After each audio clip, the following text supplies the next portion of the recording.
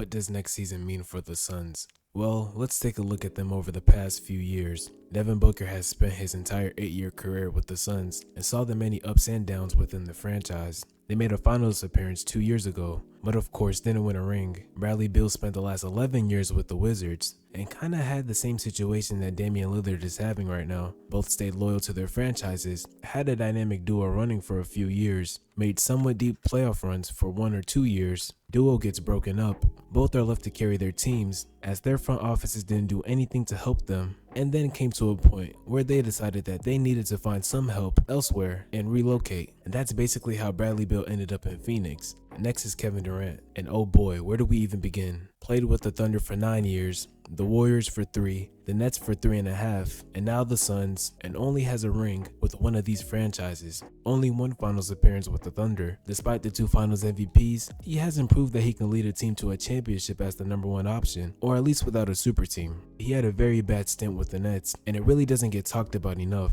But don't worry, I have a video about that coming very soon. Didn't win a ring with the Nets, or even make the finals, and requested a trade in the middle of last season after getting swept in the first round. Got to choose his trade destination, and then got eliminated in the second round. DeAndre Ayton, who had a very questionable season last year, is seemingly back on board with running it back with the Suns for another year after a series of heated moments. Oh, and forgot to mention, the Suns traded CP3 this offseason, a key player that played into the Suns' run to the finals in 2021. The Suns don't have much depth on their roster.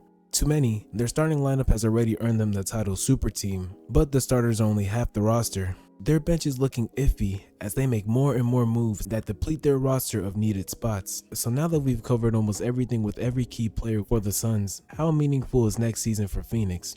Well, they have a lot of star players with things to prove. Devin Booker has to get back to the finals and win a ring so his Phoenix years don't look like a waste. Bradley Beal needs to prove that leaving the Wizards was a good idea and that he can contribute to winning basketball. Kevin Durant needs to win a ring, and maybe even a finals MVP, as this would be his 3rd team that he's played for that he hasn't won a ring with. DeAndre Ayton needs to show that he is one of the best bigs in the league. And finally, the Suns need to show that trading CP3 was a good move.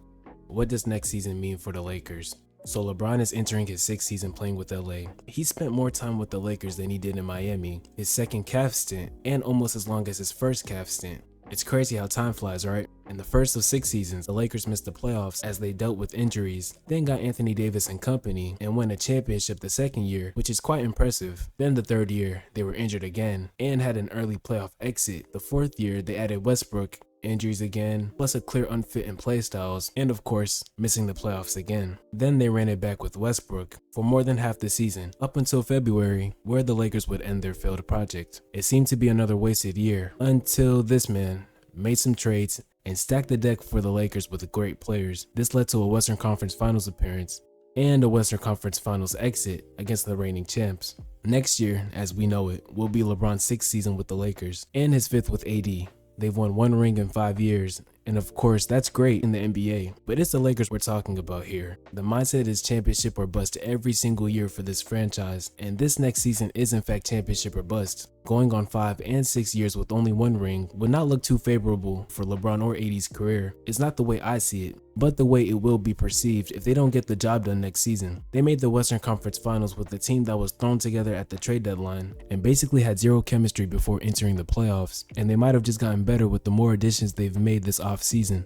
LeBron and AD will have some pressure taken off of them as they have a lot of players to step up, like Austin Reeves, who's expected to have a breakout season next year, D'Angelo Russell, who's looking to avenge his poor performance in the conference finals, Christian Wood, who had his ups and downs with the Mavs, Cam Reddish, who hasn't been given a real chance to show who he actually is, and a few other players who are very solid. Looking forward to seeing the Lakers next year, because they're a very dangerous team on paper. But that's all for today. Thanks for watching, and I'll catch you on the next one.